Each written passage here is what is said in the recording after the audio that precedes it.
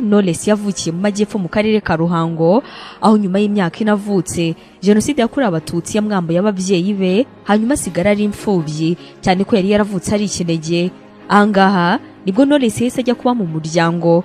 Mu buzima bwe ni kenshi yagiye agaruka ku gikomere yatewe no kubura ababyeyi akiri umwana muto cyane.